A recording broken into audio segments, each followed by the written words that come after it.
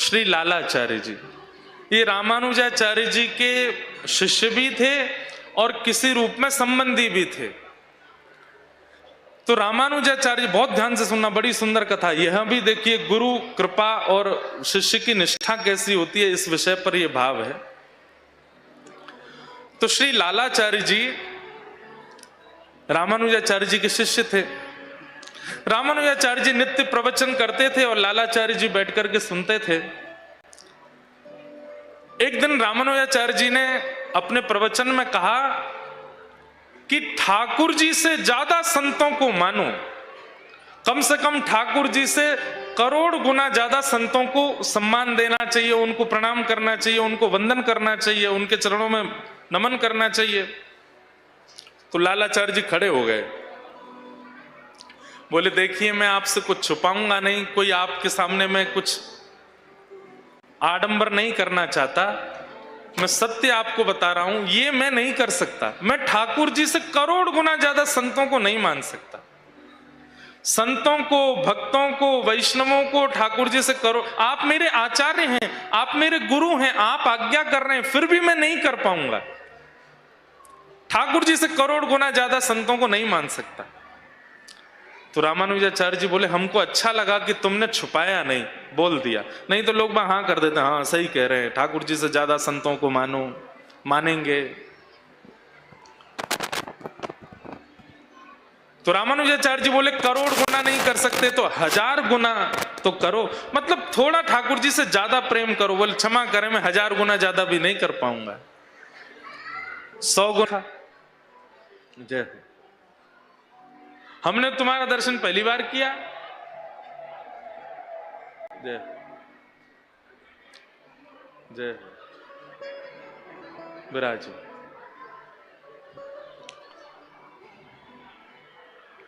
ध्यान से सुनो। तो लालाचार्य जी ने क्या नियम बना लिया, जो भी कंठी पहन करके, तिलक धारण करके या शिखा धारण होगी, किसी भी रूप में भगवत संबंधी आवरण यदि उसके तन पर होगा तो वो मेरा संबंधी है। अब जो भी नगर में आता, अगर वयोवृद्ध होते तो चरणों में जाकर के लालाचार्य जी प्रणाम, जय हो दादाजी, बड़े दादाजी, बहुत दिन में आए हो, आपके चरणों को प्रणाम करूं, घर चलो, बहू प्रतीक्षा कर रही है, भोजन बना के बैठी है। लालाचार्य जी की बहू की भी कैसी सेवा, आए दिन रिश्तेदार नहीं आते हैं, कौन से रिश्तेदार आते हैं पता ही नहीं है, जो कंठी पहन ले, जो तिलक लगा ले, जो शिखा धारण कर ले, लालाचार्य जी उसको ही लेके आते हैं, चलो इनके लिए प्रसाद बनाओ, प्रसाद पवाओ। कौन है? बोले चाचा जी आए हैं। या तो भगवत समान या भगवान से ज्यादा संतों को मानेंगे नहीं, लेकिन गुरुदेव की आज्ञा हो गई सगे संबंधियों के समान मानो, तो सगे संबंधियों के समान प्रेम करने लगे। अब तो ये स्थिति हो गई कि नगर में लोग बाग लालाचार्य जी को कभी कभी मजाक भी कर देते, और बताओ लालाचार्य जी आज तो कौन आए आपके परिवार में से? बोले आज फूफा जी आए हैं। बोले अच्छा, कहां से आए? बोले ये नहीं पता कहां से आए हैं। तो उनको देखते ही लगा ये हमारे फूफा जी हैं, तो फूफा जी बोल दिया। पत्नी जब अपनी सहेलियों के पास जाती तो वो भी मजाक बनाते, भाई तुम्हारे पतिदेव तो ऐसे पति किसी को नहीं मिले। बोले क्यों?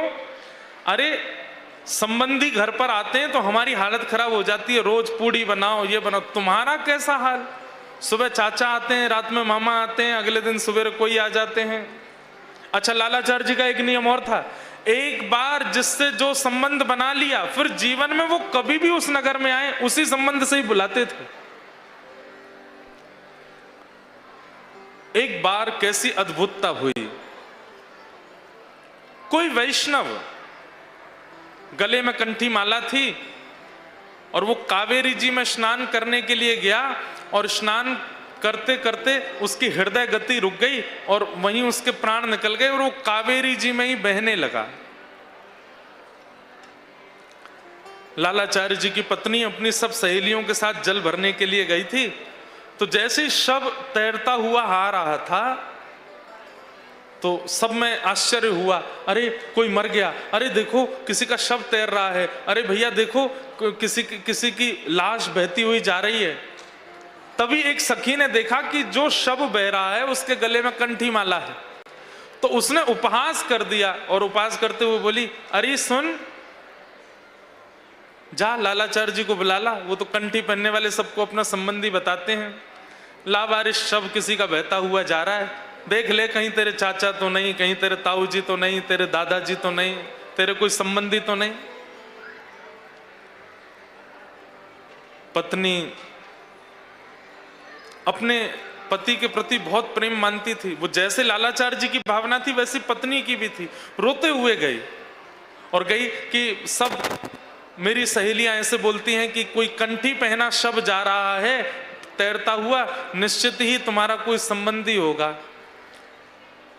लालाचार्य जी ने जैसे ही सुना दौड़ करके गए और जाकर के कावेरी जी में जैसे ही देखा, धन्य हो गए। आज जीवित लोगों को तो आज तक अपना संबंधी बनाया ही था उन्होंने, लेकिन जैसे देखा कंठ में कंठी पहनी है, तुलसी माला पहनी हुई है, तुरंत लालाचार्य जी रोने लगे और रोते हुए बोले, मेरे बड़े भैया चले गए। बड़े भैया, उनको मरे हुए शव को बड़े भैया बताने लगे, मेरे बड़े भैया चले गए। कूद गए कावेरी जी में और उस शव को लेकर के किनारे आए। सब देख करके आश्चर्यचकित हो रहे हैं, बोले भैया लालाचार्य जी कैसा आपका स्वरूप है, एक मरे हुए अनजान व्यक्ति को आप उठा लाए। इधर देखिए, कथा सुनिए, कल से परेशान नहीं हो गए आप, खूब सोइएगा प्रेम से, हैं? आज और सुनो।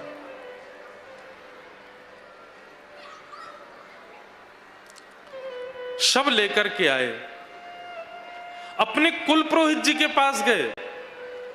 कुल पुरोहित जी से जाकर के कहा, हे कुल पुरोहित जी, आज हमारे बड़े भैया ने शरीर त्याग दिया है, आप कृपा करके उनकी अंत्येष्टि कराने चलिए। तो बोले, लालाचार्य जी तुम्हारे कोई बड़े भैया तो हैं ही नहीं। भगवान आप तो जानते हैं मैं नियम में हूं, जो भी वैष्णव भेष में होता है मैं उसको अपना संबंधी मानता हूं। तो कुल पुरोहित भी बोले, देखो तुम्हारे भाव को प्रणाम है, तुम जीवित चलते फिरतों को अपना संबंधी बताते हो, ठीक है यहां तक बात, पर किसी का अंतिम संस्कार करना, और वो भी जिसका हमें कुल नहीं पता, हमें कोई उसका खानदान नहीं पता, उसका गोत्र नहीं पता, तुम कैसे उसका अंतिम संस्कार कर दोगे? लालाचार्य जी बोले, जो मेरा गोत्र है वही उनका गोत्र, मैं उनका परिवारी हूं, मैं 13 दिन तक बिल्कुल सूतकों का पालन करूंगा, मैं ही पिंडदान करूंगा, केश दान करूंगा, सब करूंगा, वो मेरे बड़े भैया हैं, आप करा दो। सब आश्चर्यचकित हो गए, बोले भैया अब तो ये भाव अति में हो गया है लालाचार्य जी का, मरे हुओं को अपना मान लेते हैं। कुल पुरोहित गए, कोई नहीं आया लालाचार्य जी के पास। बोले कि हम जिसको जानते नहीं उसके अंतिम संस्कार में हम क्यों जाएं? अकेले ही लालाचार्य जी ने पूरी चिता बनाई, उस पर उस शव को रखा और सारी विधियां जो होनी चाहिए वो विधि की। 13 दिन तक सूतक, अपवित्र सूतक का समय जो होता है उसका नियम किया, पिंडदान आदि सब कुछ किया। 13 दिन बाद लालाचार्य जी ब्रह्म भोज के लिए ब्राह्मणों को निमंत्रित करने के लिए गए और सब ब्राह्मणों के यहाँ द्वार पर जाकर के पत्र देकर के आए, हमारे बड़े भैया के 13वें दिवस पर 13 पर ब्रह्म भोज का क्रम है, आप सब लोग प्रसाद पाने के लिए पधारो। सबको पत्र देकर के आए। अगले दिन हलवाइयों ने आकर के खूब सुंदर सामग्री बनाई, सामग्री बना करके सब तैयारियां हो गई। लालाचार्य जी प्रतीक्षा करने लगे, लेकिन एक भी ब्राह्मण नहीं आया। सब मन में विचार करने लगे, बोले कि हम कैसे चले जाएं, पता नहीं कौन गोत्र का, कौन कुल का, कौन खानदान का, उसके घर का हम कैसे पालें। अरे लालाचार्य जी अपने भाव में रहते हैं, अपने भाव से अपने भाव की पूर्ति करें, अपने भाव में सबको क्यों खींच रहे हैं।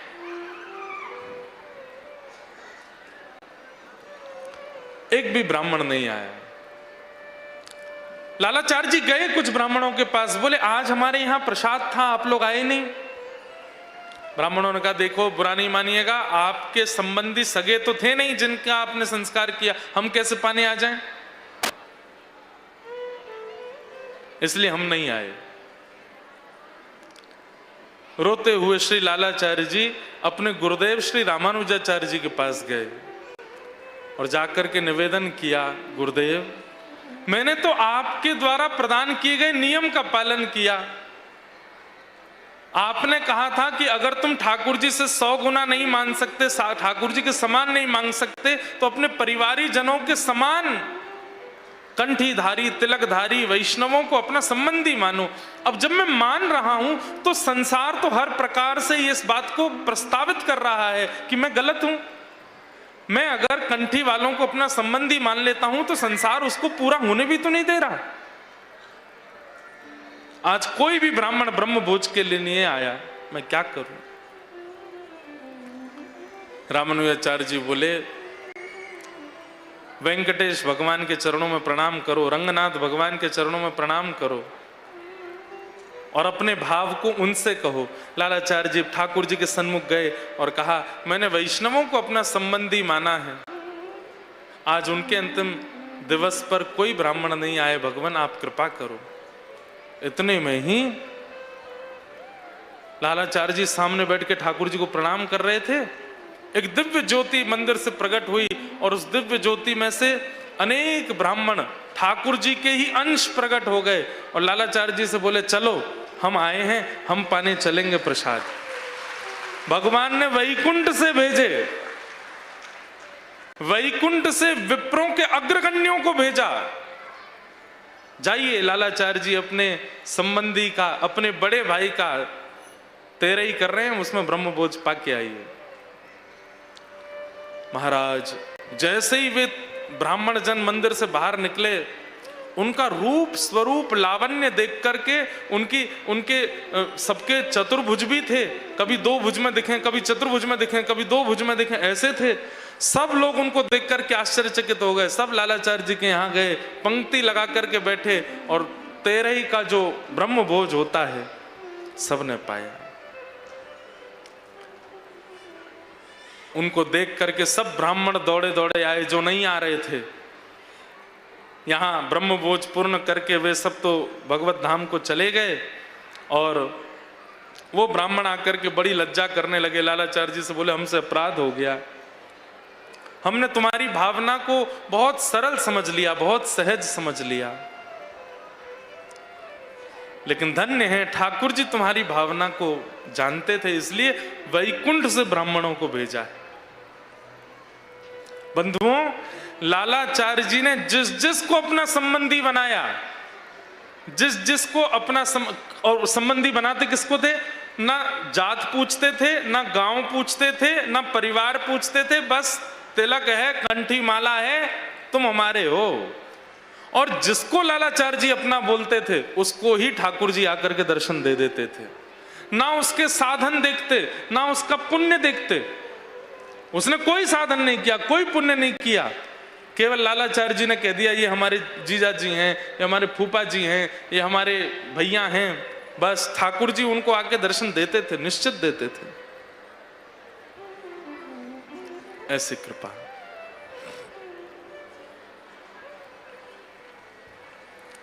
ऐसे श्री लालाचार्य जी हुए। बंधुओं, संसार में बड़े संबंध हैं, सब अपना बनना चाहते हैं, सब अपना होके दिखाना चाहते हैं, पर वास्तव में जो ठाकुर जी का है वो हमारा है, ये निश्चय कर लीजिए। जिसका ठाकुर जी से प्रेम है, जिसका ठाकुर जी से संबंध है, उससे हमारा संबंध है, ये निश्चय आप अपने चित्त में कर लीजिए। सूरदास जी महाराज अपने पद में कहते हैं, तजोरे मन हरि विमुखन को संग, जाके संग कुमति उपजत है, पड़त भजन में भंग, तजोरे मन हरि विमुखन को संग। आज के बाद आपको कोई भी वैष्णव तिलक में दिखाई दे, कोई भी वैष्णव आचरण में दिखाई दे, उससे अपना कोई संबंध निर्धारित कर लीजिएगा, संबंध स्थापित कर लीजिएगा, वही असली हमारे हैं। कल हम लोगों ने 5 लक्षणों के बारे में सुना, धृति, क्षमा, दम, अस्तेयम, शौच। अब इसके बाद आया इंद्रिय निग्रह। इंद्रिय निग्रह पर भी कल चर्चा हुई थी। इंद्रिय निग्रह के ऊपर कल हम लोग बहुत देर तक चर्चा करते रहे और उसमें हमारी ये बात हुई कि अपनी समस्त इंद्रियों से भगवत वस्तु का सेवन करना प्रारंभ कर दीजिए। जो ठाकुर जी को निवेदित नहीं हो सकती, जो ठाकुर जी को अर्पित नहीं हो सकती, उस वस्तु को आप सेवन नहीं करोगे, ये निश्चय कर लीजिए। और वस्तु का मतलब केवल भोजन का पदार्थ नहीं है, वस्त्र भी। ये देखो, हम किसी पर थोप नहीं सकते सारी बातें, लेकिन आप एक चीज देखो, सब लोग इधर देखिए, इन 3 दिनों में जो वस्त्र आप पहन करके आए या जैसे आप बन करके कथा में आ रहे थे, इन 3 दिनों में उसमें स्पष्ट पता चल रहा था कि आप ठाकुर जी के संबंध के किसी कार्यक्रम में जा रहे हो। आप जब अपने घर से निकल करके यहां आते हुए रास्ते में भी जो दिखता था, तो आपको देख करके वो पहचान ही जाता था कथा में जा रहे हैं। आज तो निश्चित ही पीले पीले पहन के आए हो तो निश्चित पहचान गए होंगे कथा में जा रहे हैं। कोई तिलक लगा के आया, कोई चंदन लगा करके आया। आपकी पोशाक और आपका संपूर्ण स्वरूप बता रहा है कि आप ठाकुर जी की किसी क्रिया में जा रहे हो। ऐसी स्थिति अगर हरदम के लिए हो जाए, अब जो लोग कथा में नहीं आए वो भी कथा का स्मरण कर लेते हैं, भाई ये कथा में जा रहे हैं। अगर आप हर दिन ऐसे ही रहने लग जाओगे, चलते फिरते उठते बैठते, आपको देख करके कोई यही सोचे कहीं कथा में जा रहे हैं, कहीं कोई भंडारे में जा रहे हैं, या कोई मंदिर जा रहे हैं, कोई नर्मदा जी के स्नान को जा रहे हैं, आप कोई वृंदावन जा रहे हैं, चित्रकूट जा रहे हैं, कहीं जा रहे हैं, आप कहो नहीं नहीं घर पे ही हैं हम, तो कहीं जा नहीं रहे हैं, पर आपका स्वरूप उसके चित्त में धाम को प्रकट कर रहा है, कथा को प्रकट कर रहा है, आचार्यों को प्रकट कर रहा है। आपका वस्त्र भी एक वस्तु है, वह भी ऐसे पहनो कि उससे देख करके लगे कि निश्चित ही ये कहीं। अब आप लोग कहीं भी जाओ, फ्लाइट में जाओ, होटल में जाओ, आपके रूप स्वरूप को देख करके वहां के जो लोग आपको वेलकम करेंगे वो हेलो सर बोलेंगे, हेलो मैम बोलेंगे, कुछ भी बोलेंगे। पर हमारी स्थिति, हम जहां भी जाते हैं पहले ही हाथ जुड़ जाते हैं सबके, राधे राधे महाराज जी, जय श्री कृष्ण महाराज जी, अपने यहां राधे राधे निकलता है। क्यों? वस्त्र का बहुत बड़ा प्रभाव पड़ता है। इसलिए इंद्रिय निग्रह का मतलब वही पाओ जो ठाकुर जी को निवेदित होता है, ये तो है ही, वही पहनो जिससे आप ठाकुर जी के हो ऐसा लगे।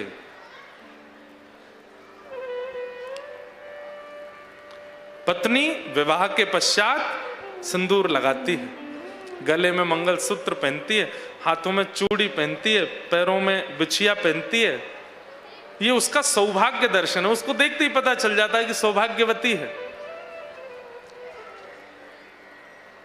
लेकिन सिंदूर भी ना लगावे, सौभाग्य के चिन्ह धारण ना करे और सामान्य कन्याओं की तरह घूमती रहे, तो फिर लगेगा कि भाई अभी अविवाहिता है तभी ऐसे है।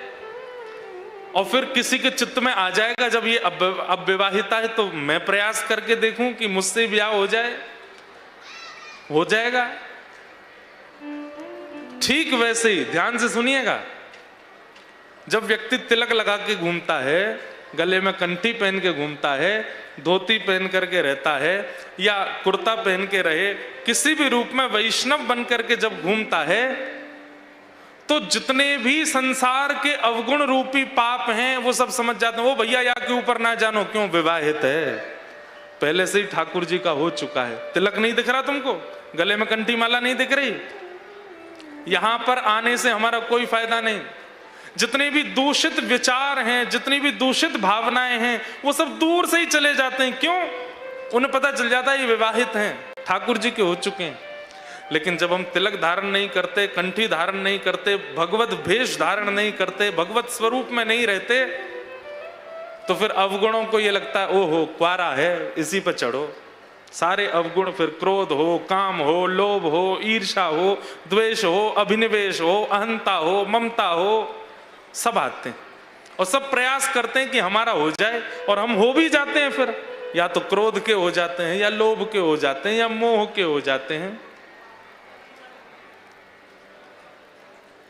इंद्रिय निग्रह का मतलब केवल प्रसाद पाना ही नहीं है, हर वस्तु जो जीवन में है सब प्रसाद।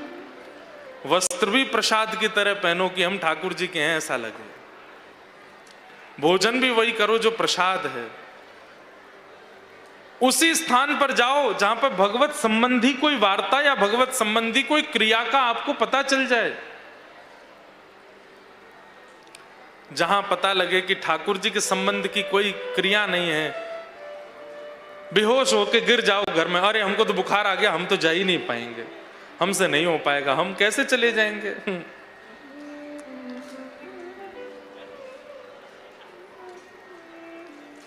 ऐसो दुख दीजो ही माही, बिन पद कंज छटा दृग देखे, को सुहावे नाही। ऐसो दुख दीजो ही माही।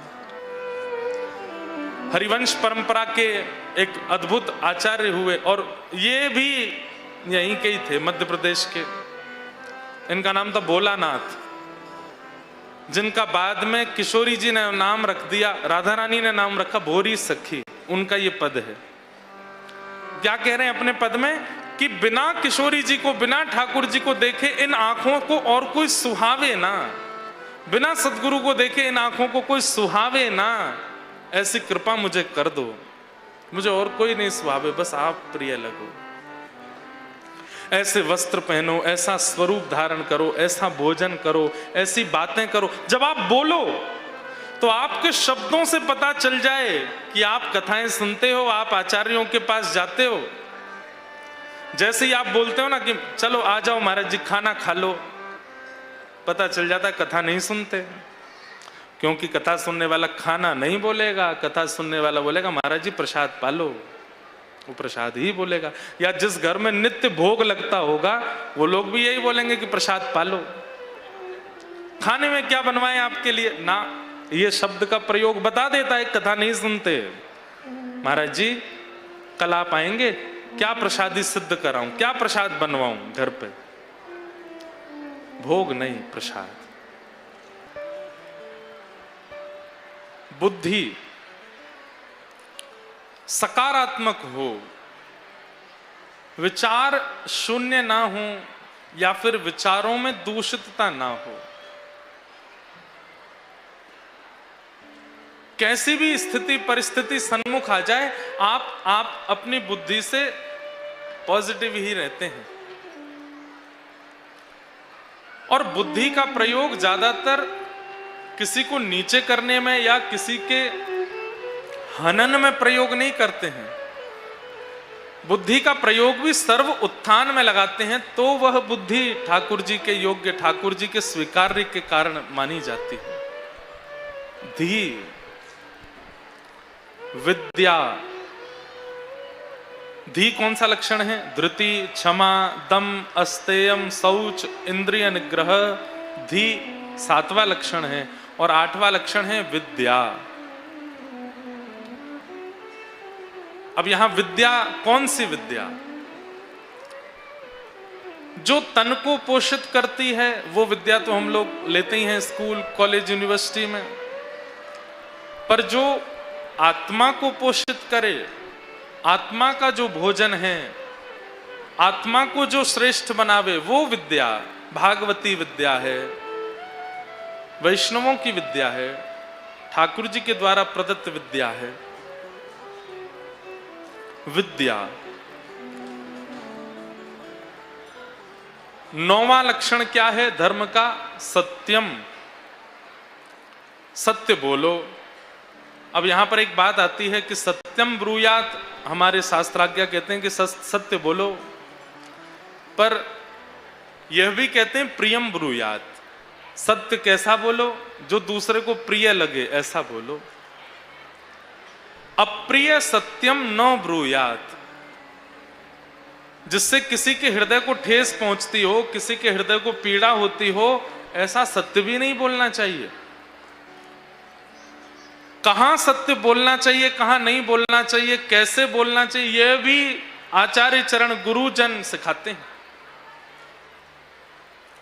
सत्यम ब्रूयात प्रियम ब्रूयात।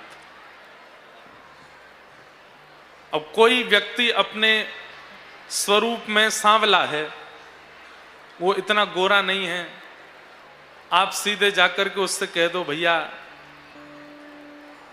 और भैया बताओ अमावस्या कैसे हो तुम।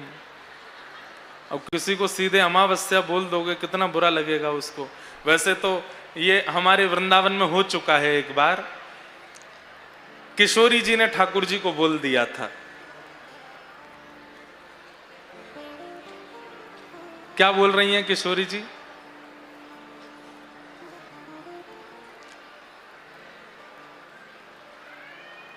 तेरो मुखनी को की मेरो श्यामा प्यारी, तेरो मुखनी को की मेरो श्यामा प्यारी। दर्पण ले बैठो मृग नैनी, सांच कहो वृषभानु दुलारी। तेरो मुखनी को की मेरो श्यामा प्यारी।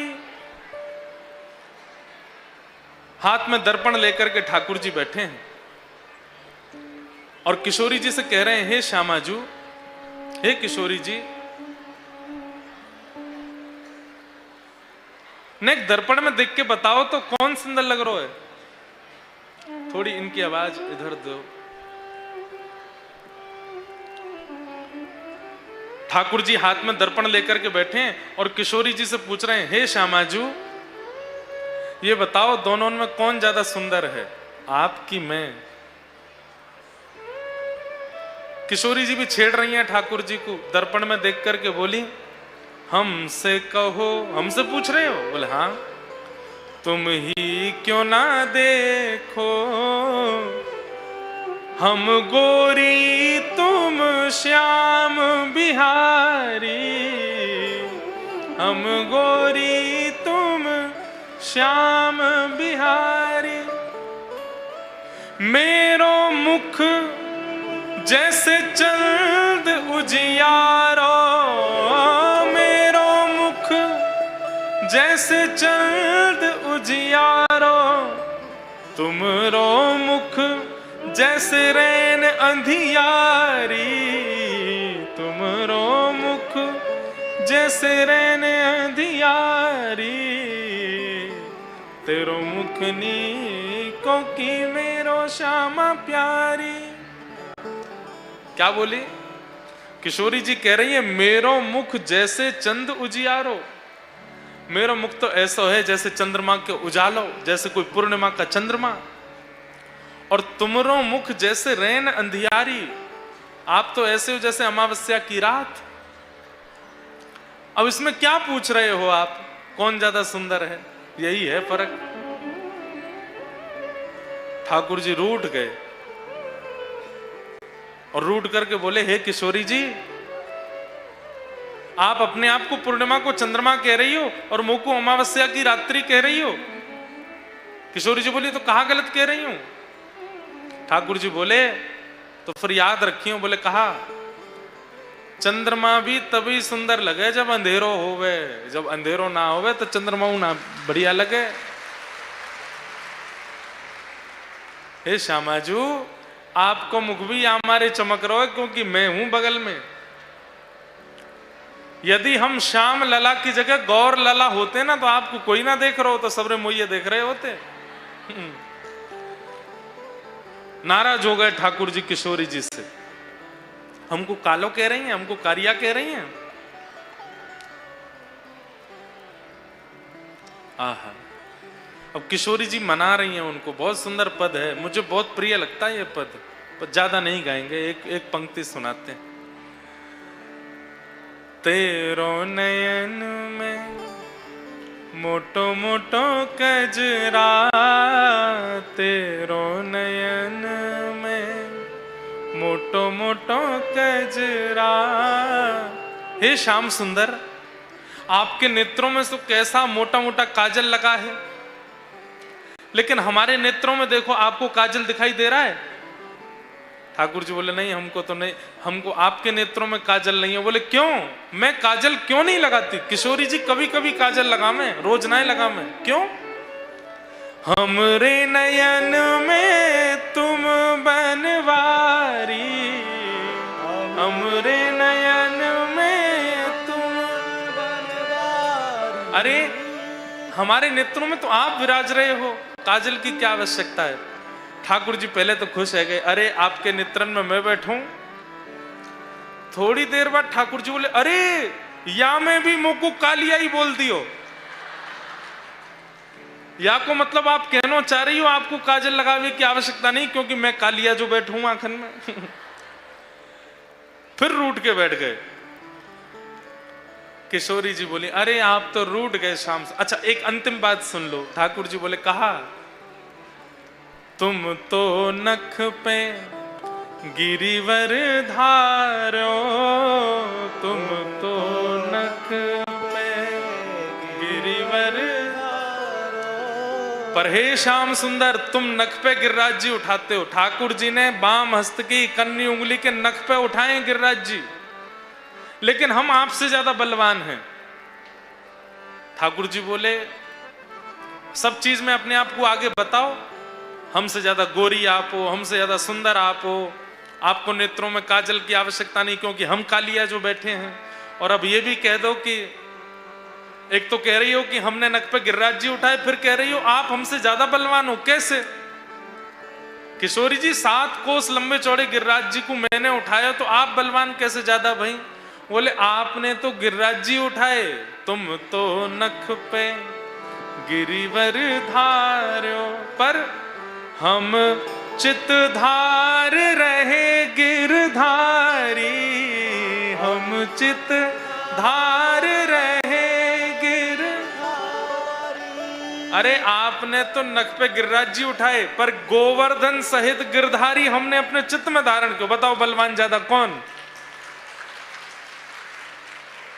ठाकुर जी की तब मान दूर भयो। हमारे ठाकुर जी बड़े सरल, नेक में ही मान छोड़ दें। अरे श्यामा जू, अरे मेरी प्यारी जू, अरे श्री जी आपके चित्त में मैं बैठूं? बोले और नहीं तो।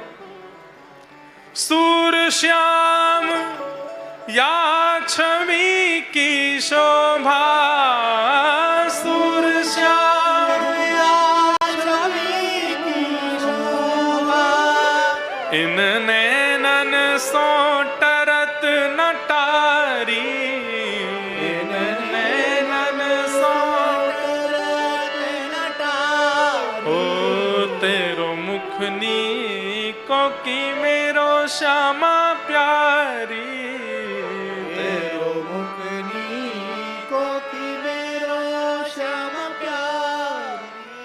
तो ये पद हमने व्रज का भाव सुना दिया। संभवतः कथाओं में व्रज के ज्यादा ऐसे प्रसंग जहां बहुत भीड़ होती है वहां मैं कम सुनाता हूं, क्योंकि ये बड़े मधुर रस के भाव हैं ना ठाकुर जी के। लोग पता नहीं किस रूप में सुनेंगे, पर ये पद गाया क्यों? सत्यम। यहां पर धर्म के 10 लक्षणों में 9वां लक्षण है सत्य।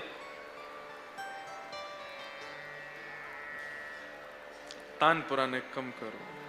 पर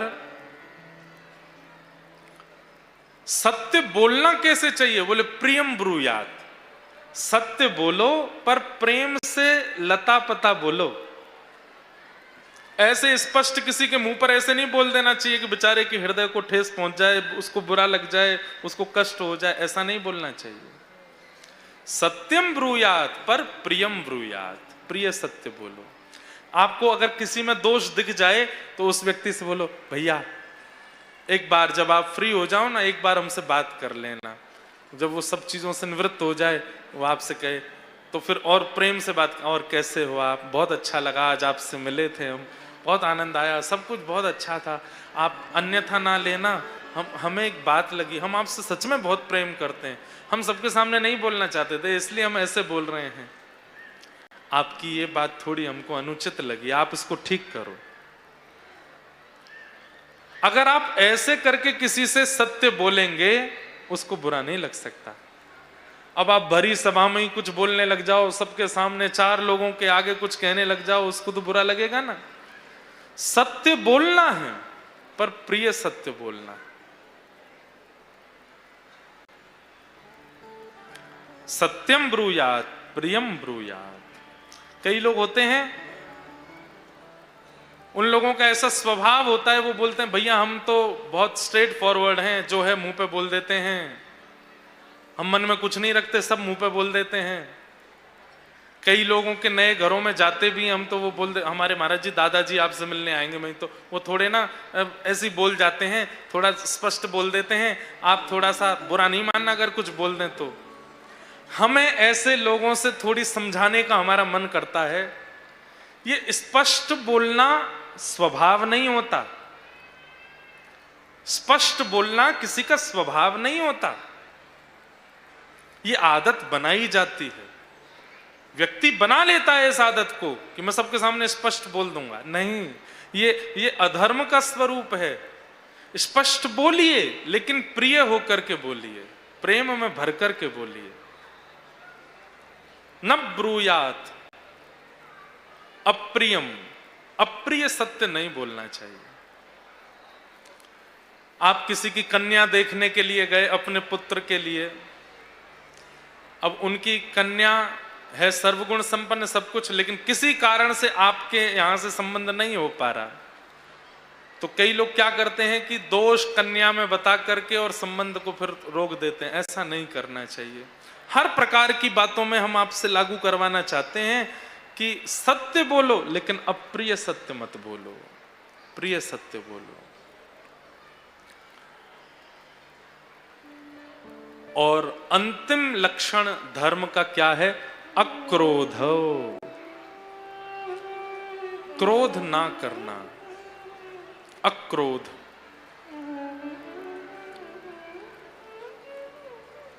बंधुओं, लोग बाग कहते हैं कि महाराज जी क्रोध कंट्रोल में कैसे किया जाए, उसके बारे में कुछ बताओ। जिन लोगों को बार बार गुस्सा आता है, हर छोटी छोटी बात पर क्रोध आ जाता है, शास्त्रों में ऐसी आज्ञा है कि 7 लक्षण हैं नरक जाने वालों के, उनमें से एक लक्षण यही है, बात बात पर जिनको क्रोध आता है। अत्यंत क्रोध, कटुकाच वाणी, दरिद्रताम च, स्वजनेषु वैरम, नीच प्रसंग, कुलहीन सेवा, चिन्हानि देहे नरकम गतानाम। ये उन लोगों के लक्षण हैं जो नरक जाते हैं। उनमें सबसे पहला लक्षण क्या है? ध्यान से सुनो। जैसे हम किसी विदेश में जाते हैं तो वहां का वीजा लगवाना पड़ता है, और जब वहां पहुंचते हैं तो इमिग्रेशन देना पड़ता है। तो फिर ऑफिसर पूछता है आप क्यों आए हो, कितने दिन रुकोगे, कहां जाओगे, कहां रहोगे। लेकिन ऐसा हमारे शास्त्र कह रहे हैं कि जिनमें ये लक्षण हैं उन लोगों को नरक में बिना पूछताछ के बुला लिया जाएगा, सीधे पूछताछ भी नहीं करी जाएगी। नहीं तो नरक जाने वालों से भी पूछा जाता है क्यों आए हो नरक में, तुमने ऐसा क्या कर दिया, तुमने ऐसा क्या किया। पर जिनमें ये लक्षण है उनसे पूछा भी नहीं जाएगा। कौन कौन से लक्षण? सबसे पहला लक्षण अत्यंत कोप, भयंकर गुस्सा। बात बात पर गुस्सा आता है, छोटी छोटी बात पर नाराज हो जाते हैं, इतना नाराज होते हैं कि कलेश कर देते हैं। कटुकाच वाणी, जो अपनी वाणी से कड़वा बोलते हैं, किसी को बुरा लगे भला लगे बोल देते हैं। कटुकाच वाणी, इनको भी नरक जाना पड़ता है। दरिद्रताम च, जो अपने जीवन में प्राप्त होने वाली वस्तुओं से संतुष्ट नहीं है, ठाकुर जी ने खूब दिया है, सब कुछ दिया है, लेकिन फिर भी असंतुष्ट रहते हैं, ऐसे लोग भी नरक जाएंगे। अत्यंत कोप कटुकाच वाणी दरिद्रताम च स्वजनेश वैरम, जो अपनों से ही बैर मानते हैं और अपने भला चाहने वालों से ही बैर रखते हैं। माता से बैर, पिता से बैर, गुरु से बैर, भाई से बैर, बहनों से बैर, सब परिवार के लोगों से जो बैर मानते हैं उनको भी नरक जाना पड़ता है। अत्यंत कोप कटुकाच वाणी दरिद्रताम च स्वजनेश वैरम नीच प्रसंग, बहुत ध्यान से सुनिएगा। खुद गलत नहीं खाते, खुद गलत नहीं पीते, खुद कुछ भी गलत नहीं करते, लेकिन जो गलत खाते हैं, गलत पीते हैं, गलत करते हैं, उनका संग जो करते हैं उनको भी नरक जाना पड़ता है।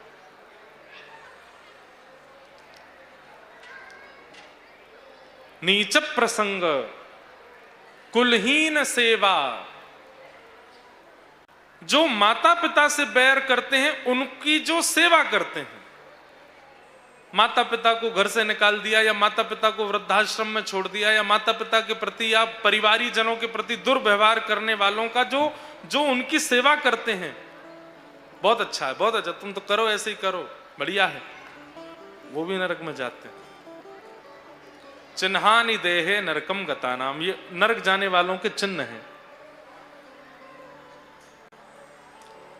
इनमें जो सबसे पहला लक्षण है अत्यंत कोप, भयंकर गुस्सा, ये धर्म का 10वां लक्षण है। क्रोध ना करना, क्रोध करिए पर अतिशय क्रोध मत करिए, भयंकर गुस्सा नहीं, नहीं तो वो नरकगामी बना देगा। ये धर्म के 10 लक्षण हैं जिन पर हम कल से चर्चा कर रहे हैं। धैर्य, क्षमा, दम, अस्तेयम, चोरी ना करना, पवित्रता, इंद्रिय निग्रह, धी, विद्या, सत्यम, अक्रोध, ये 10 लक्षण हैं। इन 10 लक्षणों का पालन करने वाला गुरु आश्रित, भगवद आश्रित माना जाता है। इन 10 लक्षणों पर हमने यथा योग्य कल से चर्चा की, आप सब लोग उसको श्रवण कर रहे थे। आज ये 10 लक्षणों की चर्चा भी और त्रिदिवसीय सत्संग का जो सत्र है वो भी आज यहाँ विश्राम होगा। लेकिन जैसा कल हमने कहा था कि आज यहाँ उत्सव मनाएंगे और उत्सव के रूप में आप सब लोगों को बधाई भी बांटेंगे, क्योंकि दद्दा जी का मधुर धाम यहाँ पर विराजमान हुआ है, इसलिए उत्सव तो प्रेम से होना चाहिए। कौन सा उत्सव मनाएं, रात भर मन में विचार चलता रहा। पहले तो मन में आया कि होली उत्सव कर लें, पर फिर मन में आया ठंड आ गई है, होली उत्सव कैसे करें, पुष्प वर्षाएं कैसे होगा। उसके बाद में आता है फिर कौन सा उत्सव करें, जल विहार कर नहीं सकते, नौका विहार हो नहीं सकता, हिंडोला हो नहीं सकते, झूला हो नहीं सकते। घूम फिर के हम वैष्णवों पे एक ही उत्सव आ जाता है, ठाकुर जी का जन्म उत्सव, ठाकुर जी का प्राकट्य उत्सव हम लोग कर लेंगे। क्यों? श्री दद्दा धाम का निर्माण हुआ है, दद्दा जी विराजमान हुए हैं, तो ठाकुर जी का प्राकट्य उत्सव मना करके हम इस उत्सव को और सफल बना देंगे। ठाकुर जी का नंद महोत्सव यहाँ करके आज के उत्सव को फिर विराम की ओर ले चलेंगे। तो हम सीधे नंद महोत्सव की कथा सुनाते हैं।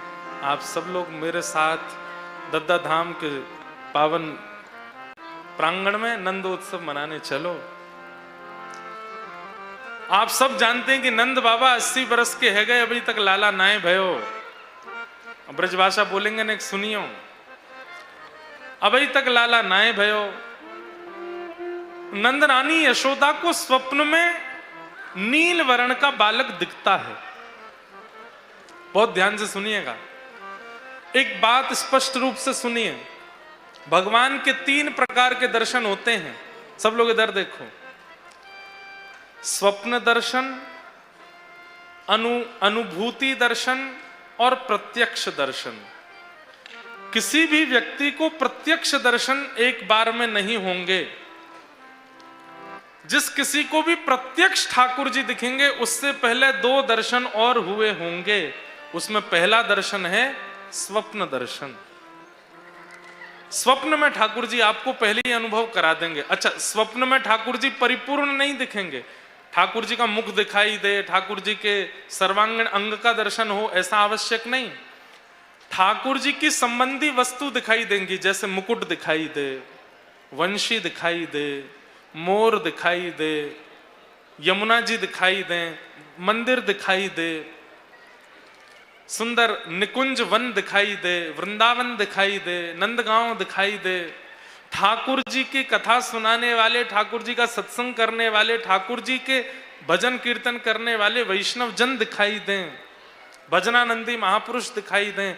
ये सब संकेत है, ये प्रथम संकेत है ठाकुर जी के दर्शन का। जिस किसी को भी सांकेतिक रूप से स्वप्न दर्शन हुआ है, इसका मतलब प्रत्यक्ष दर्शन होगा। सांकेतिक दर्शन के बाद दूसरा दर्शन होता है अनुभव दर्शन। ये अनुभव दर्शन कैसा होता है? अगर कहीं मोर पंख दिखा तो आपका मन ये नहीं सोचेगा कि यहां पास में मोर होगा। मोर पंख देखते ही आप मन में ये भाव लाओगे, जरूर ठाकुर जी निकल के गए हैं यहां से। सुगंधी आने पर यह नहीं लगेगा कि इत्र की दुकान पास है, सुगंधी आने पर यह लगेगा कि श्याम सुंदर यहीं कहीं आसपास हैं, इसलिए वायु उनका स्पर्श करके हमको लग रही है और उसी की अनुभूति हमको हो रही है। प्रसाद पाओगे तो प्रसाद मुख में जाते ही मन में ऐसा भाव आएगा ठाकुर जी का अधरामृत मिश्रित प्रसाद है, ये अनुभूतियां होने लगेंगी। आकाश की ओर देखोगे तो बादलों में ठाकुर जी की आकृति, वृक्ष में देखोगे तो वृक्ष में ठाकुर जी की आकृति, अरे सामान्य जीवों को भी देखोगे तो जीवों में भी ठाकुर जी का अनुभव होने लगेगा। मीराबाई क्या करती थी? अगर कोई श्याम वर्ण का व्यक्ति है तो मीराबाई उसको देख करके कहती, तुम कितने भाग्यशाली हो। बोले क्यों? ठाकुर जी ने अपने जैसा वर्ण तुमको प्रदान किया है। कोई व्यक्ति चलने में थोड़ा लाचार है तो मीराबाई उसको देख के कहती, तुम कितने भाग्यशाली हो। वो कहता, दुनिया कहती है मैं कितना भाग्य रहित व्यक्ति, चल भी नहीं पाता, तुम कहती हो भाग्यशाली। बोले हाँ, ठाकुर जी भी तो ऐसे टेढ़े मेढ़े हैं तुम्हारी जैसे।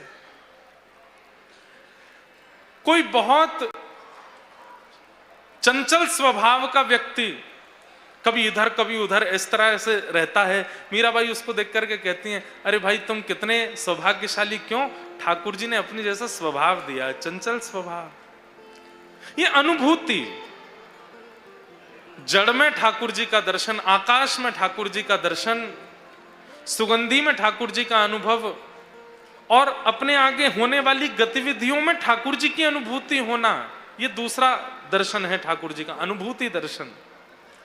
और जब स्वप्न दर्शन, अनुभूति दर्शन परिपूर्ण रूप से व्यक्ति के जीवन में विद्यमान हो जाते हैं, तब उसको प्रत्यक्ष दर्शन होता है। फिर क्या होगा? आप कोई पत्थर भी देखते हैं, सामान्य तो पत्थर में आकृति दिख जाती, देखो ठाकुर जी खड़े हैं, वंशी बजा रहे हैं, देख, सब कहेंगे ये तो पागल है, सब जगह ठाकुर जी दिखते हैं। पुष्प तो इसको उसमें तो बताएगा, देखो ठाकुर जी बैठे हैं, फोन में तो ठाकुर जी दिखते हैं, आकाश में तो ठाकुर जी दिखते हैं, पत्थर में भी ठाकुर जी दिख रहे हैं, लोगों में ठाकुर जी दिख जाते हैं। लेकिन एक दिन ऐसा आएगा, सब जगह देखते देखते जब सब लोग आपको पागल समझने लग जाएंगे, बोले यार तो सब जगह ठाकुर जी दिखें। एक दिन ऐसा आएगा, आप किसी वृक्ष की आकृति देखोगे और आप कहोगे देखो हैं तो ठाकुर जी, पर किसको बताऊं, सब पागल समझते हैं। और देखते ही देखते उस आकृति में से ही प्रत्यक्ष ठाकुर जी प्रकट हो जाएंगे और प्रत्यक्ष उनका अनुभव हो जाएगा। हमारे बिहारी जी, श्री वृंदावन बिहारी लाल दर्शन किए? कितनों ने दर्शन किए वृंदावन बिहारी जी के? लगभग सबने। वृंदावन कोई गया और बिहारी जी नहीं देखे हो, ऐसा हो नहीं सकता। बिहारी जी के दर्शन सब करते हैं। बिहारी जी कहां से प्रकट हुए पता है आपको?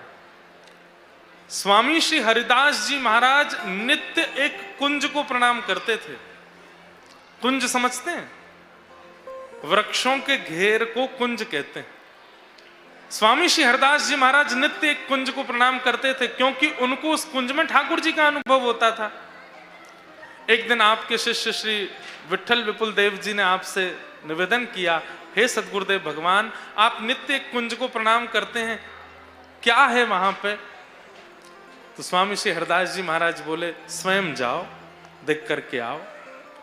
जैसे ही विट्ठल विपुल देव जी ने उस कुंज में प्रवेश किया, अंदर जाते क्या देखा, आहा, बड़ी सुंदर सैया है और उस रत्न मंडित सैया पर प्रिया प्रियतम दोनों विराजमान हैं, गले में गलवैया दिए बैठे हैं दोनों श्री राधा श्याम सुंदर। तुरंत विट्ठल विपुल देव जी को उन्होंने एक जल का करुआ प्रदान किया, मिट्टी का बर्तन। विट्ठल विपुल देव जी पहले तो होश खो बैठे, ये मैंने क्या देखा, लेकर के बाहर आए, बाहर आकर के स्वामी जी के सन्मुख पधरा दिया। आज भी उस करुआ का दर्शन होता है राधाष्टमी के दिन तटीय स्थान में। स्वामी जी ने कहा, क्या देखा? बोले, अद्भुत, वृंदावन एक सुंदर जोड़ी, वृंदावन एक सुंदर जोड़ी, वृंदावन एक सुंदर जोड़ी,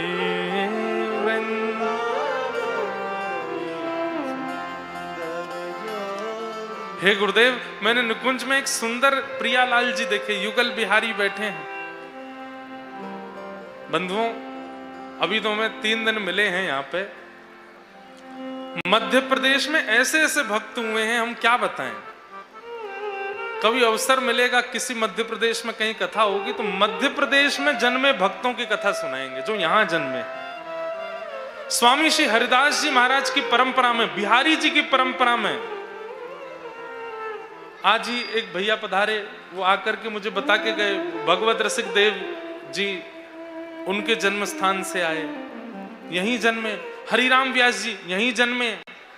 हमारे वृंदावन यश को सबसे ज्यादा गाने वाले सबका जन्म मध्य प्रदेश में हुआ है।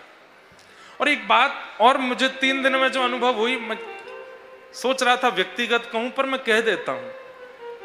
हमारे उत्तर प्रदेश में राम मंदिर भी है, हमारे उत्तर प्रदेश में ठाकुर जी का स्थान, जन्म स्थान भी है, हमारे उत्तर प्रदेश में अयोध्या है, वृंदावन है, इतने बड़े बड़े धाम हैं जिनको पूरा विश्व देखने आता है, पूजने आता है। भारतवर्ष के सारे बड़े से बड़े संत वृंदावन में विराजमान करते हैं, बड़े से बड़े कथा वक्ता वृंदावन में विराजमान हैं। इतना होने के बाद भी कोई बुरा ना माने, मैं फिर भी कह दूं, इतने धार्मिक और इतने श्रद्धावान राजनेता हमारे उत्तर प्रदेश के नहीं है जितने मध्य प्रदेश के। हमारे उत्तर प्रदेश के मुख्यमंत्री जी खूब धार्मिक हैं, पर हमारे यहाँ के अन्य राजनेता और हमारे यहाँ के विधायक गण हैं, सांसद गण हैं, वो इतनी कथा नहीं सुनते। कथा में आएंगे, माला पहनाएंगे, फोटो खिंचाए, चले गए। पर मध्य प्रदेश के अधिकतर हमने ऐसा अनुभव किया। अब ये कथा में राजनेताओं का आगमन ज्यादा हुआ इसलिए नहीं कह रहा हूं, जब भी मध्य प्रदेश में कथा होती है बड़े बड़े राजनेता आते हैं, बैठ करके कथा सुनेंगे, चाहे 10 मिनट सुने, 20 मिनट सुने, और जब बोलते भी हैं तो उनकी वाणी में भी कुछ ना कुछ धार्मिक प्रवचन होता है। हमारे यहाँ के नहीं बोल पाते इतना अच्छा। ये मैं अनुभव कर रहा था 3 दिन से। मध्य प्रदेश में भक्ति है, यहाँ की रज में भक्ति है। अगर व्यक्ति ठान लेना, मध्य प्रदेश का व्यक्ति ठान ले तो ठाकुर जी को प्रकट करने की सामर्थ्य रखता है। ऐसे ऐसे आचार्य चरण हुए यहां पर। हरिदास परंपरा में अधिकतर आचार्य मध्य प्रदेश से गए। उसमें श्री भगवत रसिक देव जी, अद्भुत चरित्र है उनका, नहीं सुनाऊंगा, बहुत बड़ा चरित्र है, यहीं से पधारे। तो श्री विट्ठल विपुल देव जी स्वामी श्री हरदास जी के पास गए और बोले, वृंदावन एक सुंदर जोड़ी, वृंदावन एक, ओ वृंदावन एक सुंदर जोड़ी,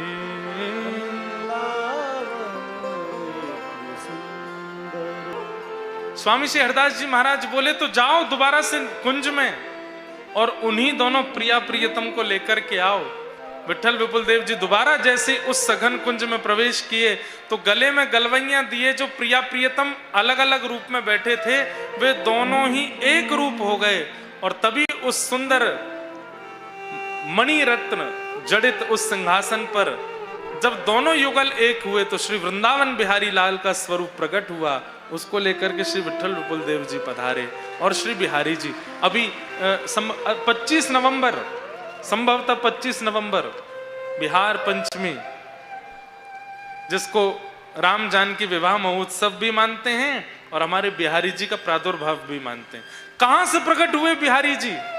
अनुभूति से। जो मैंने 3 रूप बताए, स्वप्न दर्शन, अनुभूति दर्शन और प्रत्यक्ष दर्शन, उसमें अनुभूति दर्शन क्या है? आपको आकृति दिखने लगेंगी जगह जगह, पास जाओगे तो धूमिल हो जाएगी। जिस दिन पास जाने पर धूमिल ना हो, देख लेना प्रकट हो जाएंगे प्रत्यक्ष। पर बहुत मुश्किल है बंधुओं प्रत्यक्ष दर्शन करना, गुरु कृपा के बिना संभव नहीं है।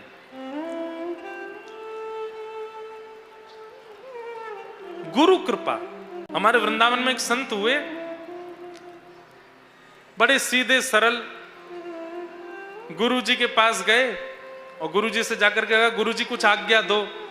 तो गुरुजी इतने व्यस्त थे कुछ बोल ही नहीं पा रहे थे, वो बार बार गुरुजी कुछ आज्ञा दो, गुरुजी कुछ आज्ञा दो, गुरुजी कुछ आज्ञा दो।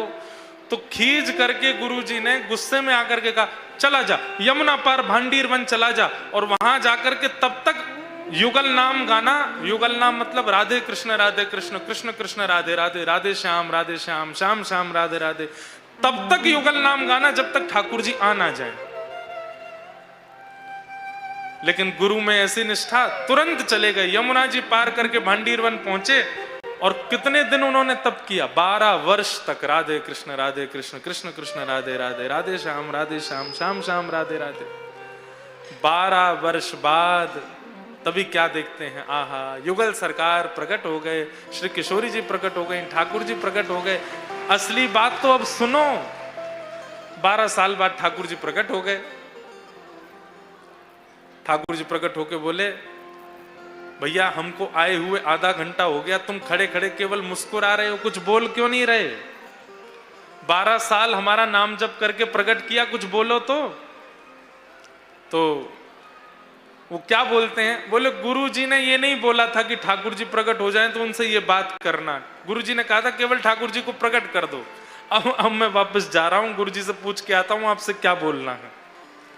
किशोरी जी उन्हें कितना सीधा है, साक्षात परमात्मा खड़े हैं, अब ये पूछने जा रहा है गुरुजी से कि गुरुजी उनसे क्या बोलूं। लौट करके गए, ठाकुर जी बोले हम प्रतीक्षा कर रहे हैं, जाओ गुरुजी से पूछ के आओ। यमुना जी पार करके वृंदावन आए, वृंदावन आकर के गुरुजी से बोले गुरुदेव ठाकुर जी मिल गए। गुरुदेव बोले पहले तो ये बताओ तुम कौन हो? आप भूल गए मुझे? अरे बताओ तो कौन हो? बोले 12 साल पहले आपके चरण पकड़े थे मैंने, मुझे कुछ आज्ञा दे दो, आज्ञा दे दो, आज्ञा दे दो, आज्ञा दे दो। अच्छा हाँ, एक दिन कोई उत्सव में तुम पीछे पड़ गए थे हमारे। बोले हाँ मैं वही हूं। तो आपने कहा था भांडीर वन में जाकर के युगल नाम करो। गुरुजी 12 साल तक युगल नाम किया, जटा जूट निकल आई, दाढ़ी निकल आई। अच्छा अब क्यों आए हो? ठाकुर जी प्रकट हो गए, खड़े खड़े पूछ रहे हैं कि हमसे बात करो। तो मैंने कहा गुरुजी से पूछ के आता हूं, क्या बात करूं? गुरुजी बोले हैं ठाकुर जी प्रकट हो गए। बोले हाँ कैसे हैं ठाकुर जी? अब गुरुजी आपको मैं क्या बताऊं, आप मेरे संग चलो दर्शन कर लो। गुरुजी बोले चलो। यमुना जी पार करके भांडीर बन गए तो क्या देखा? सुंदर पेड़ के नीचे झूला लगा था, किशोरी जी झूल रही हैं, ठाकुर जी झुला रहे हैं, दोनों उसकी प्रतीक्षा कर रहे थे। गुरुदेव ने दर्शन किया, देखते ही शिष्य को अपने हृदय से लगाया। बोले भैया धन्य है, मैंने तो तेरा नाम भी नहीं पता मुझको, मैं तुझे जानता तक नहीं, एक सामान्य सी मैंने आज्ञा दी और तो उस आज्ञा से तूने ठाकुर जी प्रकट कर लिए। गुरुजी वो सब बात की बात है, पहले ये बताओ, ये यूं पूछ रहे हैं हमसे बात करो, मैं क्या बोलूं ये तो बता दीजिए। मतलब मैं अपने मन से कुछ नहीं बोलूंगा, आप जो कहोगे वो बोलूंगा। गुरुदेव बोले इनसे कहो तेरा और तेरे गुरुजी का दोनों का उद्धार करके अपने संग निकुंज ले चलें। तब उसने कहा, हे ठाकुर जी, मेरे पे और मेरे गुरुदेव दोनों पे कृपा करके हमको निकुंज ले चलो। प्रियालाल जी दोनों ने उनको हृदय से लगाया और अपने निकुंज में लेकर के प्रस्थान कर गए।